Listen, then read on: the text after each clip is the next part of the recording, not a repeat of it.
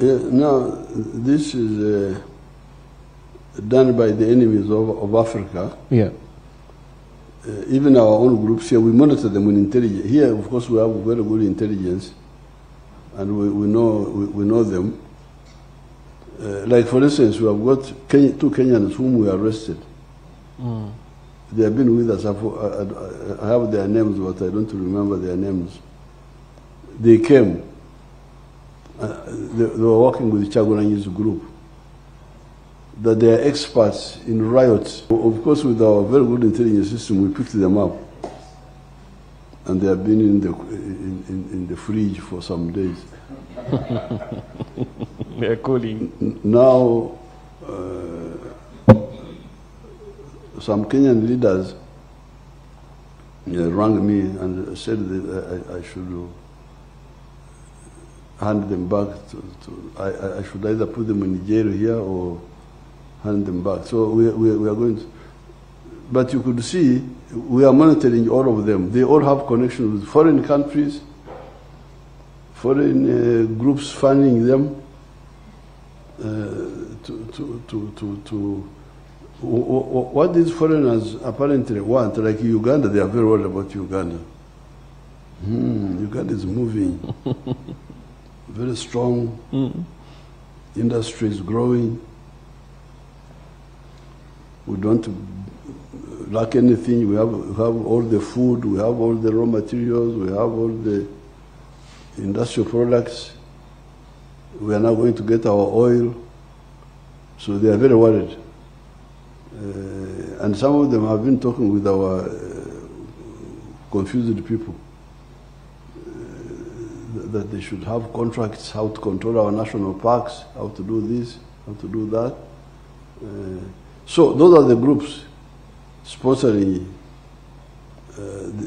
these children to do bad things.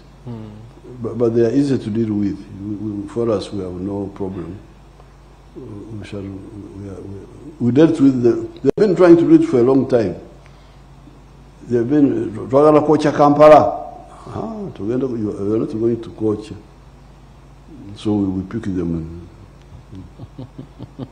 Then after some time, they will release them.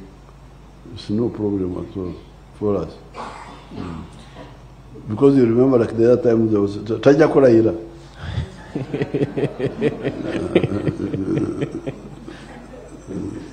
Yes. But I must warn the ones who are misusing these children. Yes.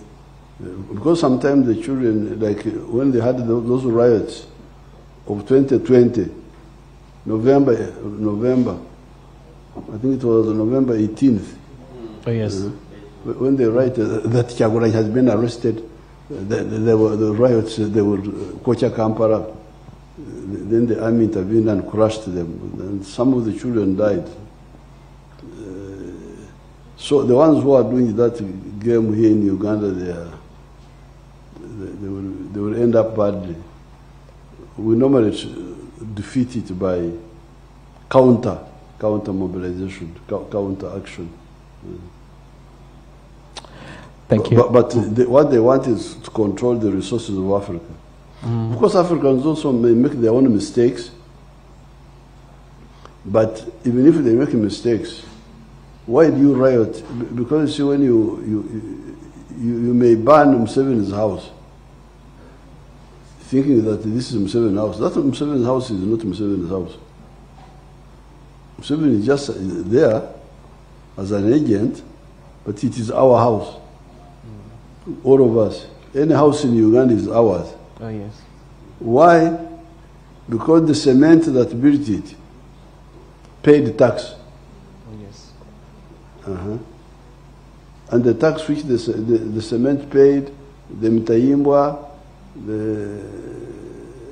whatever the house is using, most of the time has got some tax on it. And that tax is the one which can give free education to our children. Oh, yes. So I think Todwong has a problem.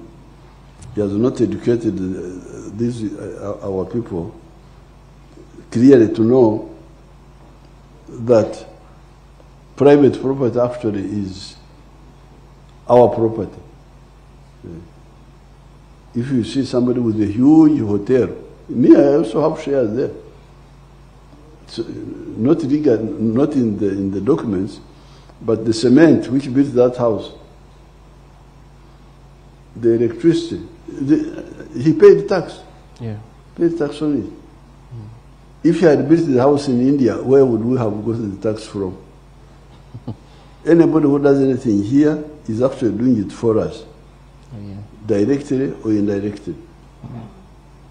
So I think this is the weakness of Todong. He has not sensitized us about what patriotism means.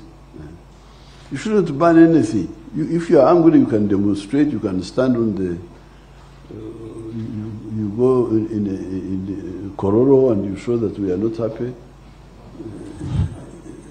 You don't attack anybody. Why do you attack? Just show that I'm not happy. I don't agree with what you are doing. But you don't destroy, because suppose you now take over now. You are the new government.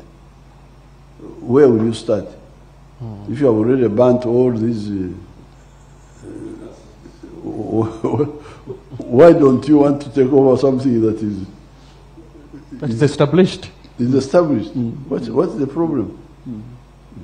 So I think Todongia needs to educate us. Yeah, you have people saying factory Young Wind. There is no factory Young Wind here in Uganda. All the factories are ours. If I go to India and build a factory there, it will be a factory of India. They will not say the factory Owente or Uganda. It will be my factory, but in India. It's part of the Indian wealth. Okay? Your Excellency, I am Judith Amsgut. I work with Step Radio here in Mbale City.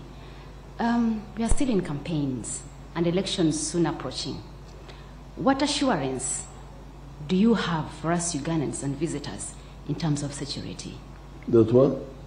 What assurance do you have for us Ugandans and visitors in terms of security? Security? I think she's referring to the after election, maybe the possible. Yeah.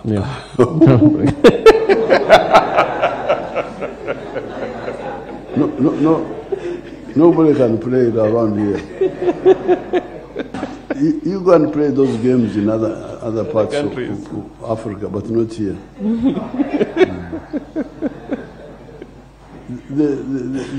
We normally follow all those shallow things. And some of our young people also misinform the foreigners. They think that Uganda is just like, I don't know what, but nobody can disturb our peace.